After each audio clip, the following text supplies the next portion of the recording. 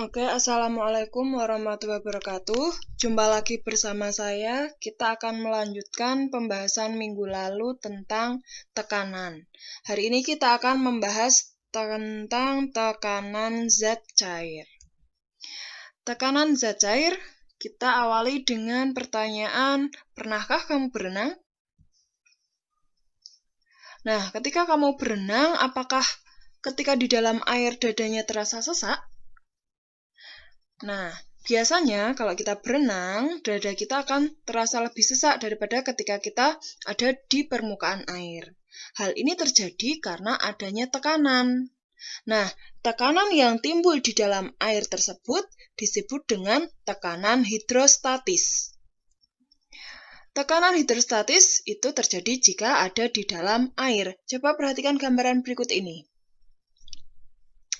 Ini ada seorang anak yang masuk ke dalam kolam renang, kemudian dia berenang. Nah, di dalam kolam renang ini dia akan mendapatkan tekanan yang disebut dengan tekanan hidrostatis.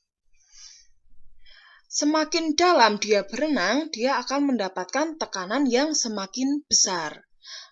Nah, ini dirumuskan sebagai berikut. pH atau tekanan hidrostatis sama dengan Rho kali G kali H. pH adalah tekanan hidrostatis, Rho adalah massa jenis cairan atau airnya ini, G adalah gravitasi, biasanya 10 meter per sekon kuadrat, sedangkan H adalah kedalaman. Contoh soalnya, seekor ikan berada pada kedalaman 2 meter dari permukaan air. Jika air memiliki massa jenis sebesar 1000 kg per meter pangkat 3, tentukan tekanan hidrostatis yang dialami benda tersebut. Ini ada ikan berada di dalam kolam.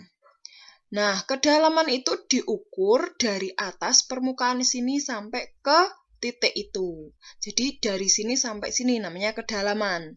Dari soal ini diketahui kedalaman adalah 2 meter, kemudian Rho, massa jenis airnya adalah 1000, yang ditanyakan adalah tekanan hidrostatis.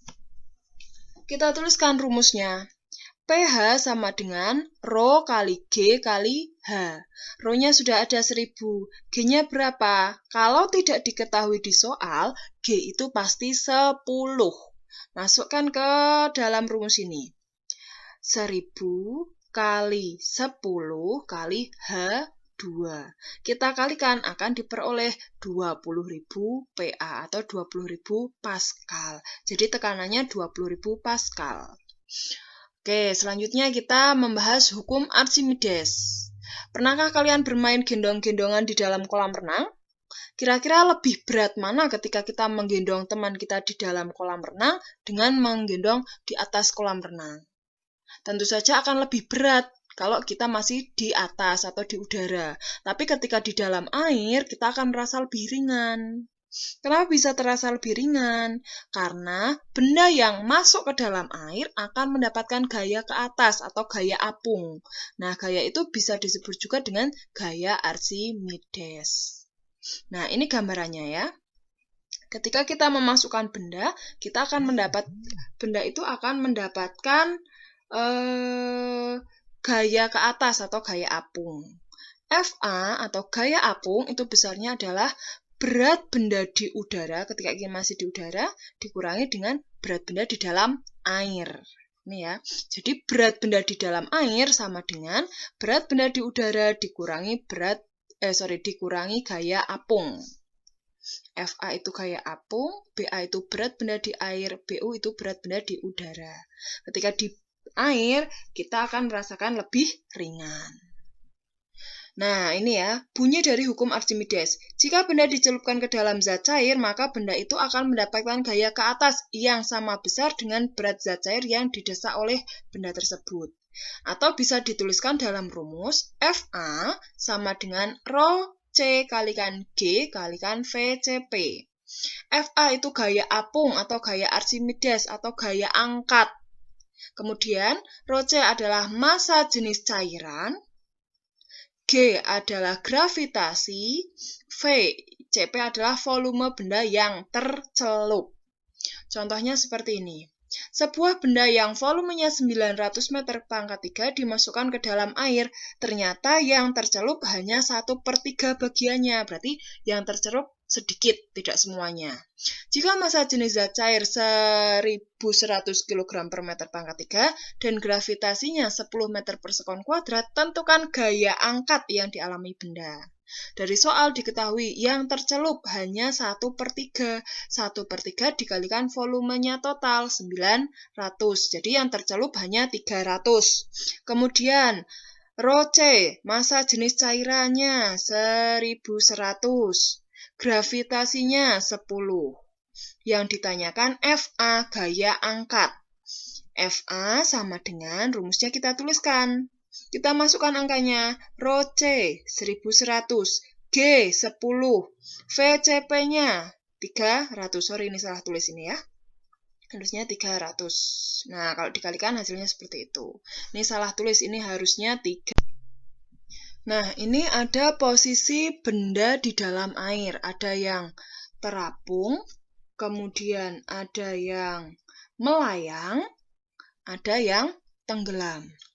Benda bisa terapung karena gaya angkatnya lebih besar daripada gaya beratnya. Gaya angkatnya besar. Kenapa gaya angkatnya besar? Karena massa jenis bendanya kecil.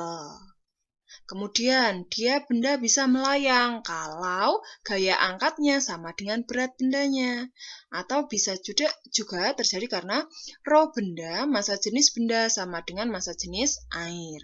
Nah, kalau benda yang tenggelam itu karena gaya angkatnya kecil daripada gaya beratnya. Kenapa bisa demikian? Karena massa jenis bendanya ini lebih besar daripada massa jenis air. Nah, penerapan hukum Archimedes. Ini ada balon udara. Kemudian ada kapal selam. Ada lagi jembatan ponton. Jembatan ponton itu yang sininya kayak drum diisi angin. Kemudian dikasih papan atasnya. Kemudian ada juga galangan kapal. Jadi kapal itu bisa terapung padahal kapal itu berat karena di sini massa jenisnya lebih kecil daripada massa jenis air. Kemudian ada yang namanya hukum Pascal. Hukum Pascal ini kalian bisa jumpai ketika kalian ada di tempat pencucian mobil. Biasanya ada mobil yang diangkat seperti ini.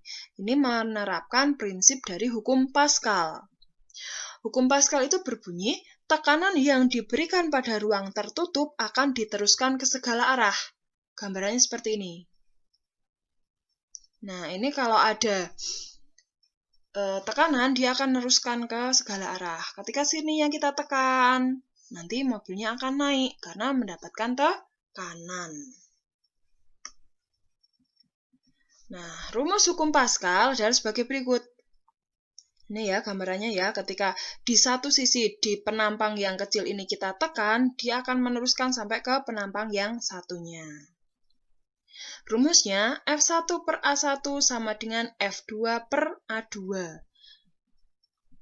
F1 adalah gaya pada penampang kecil. Kalau F2 gaya pada penampang besar.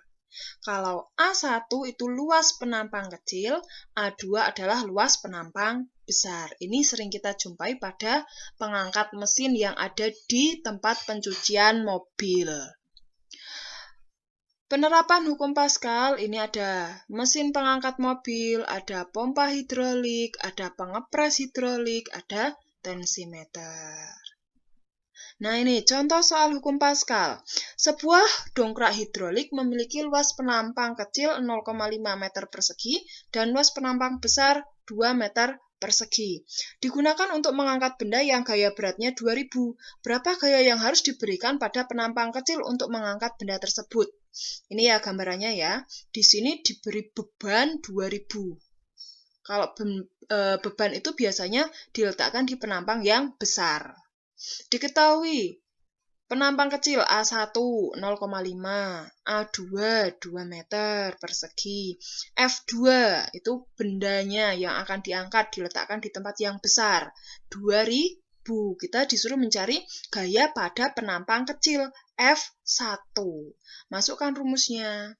F1 sama dengan A1 per A2 kalikan F2. Kalau kita masukkan angkanya, akan diperoleh hasil gaya yang diberikan hanya 500 Newton. Lebih sedikit gayanya, tapi bisa mengangkat beban yang berat. Nah, dari penjelasan tadi, silahkan kalian kerjakan tugas berikut. Ada 3 soal, silahkan dikerjakan. Sebaik mungkin mengerjakannya di kertas folio. Kemudian soalnya ditulis. Dikerjakan sesuai dengan contoh yang sudah saya berikan. Oke, saya akhiri sekian. Wassalamualaikum warahmatullahi wabarakatuh.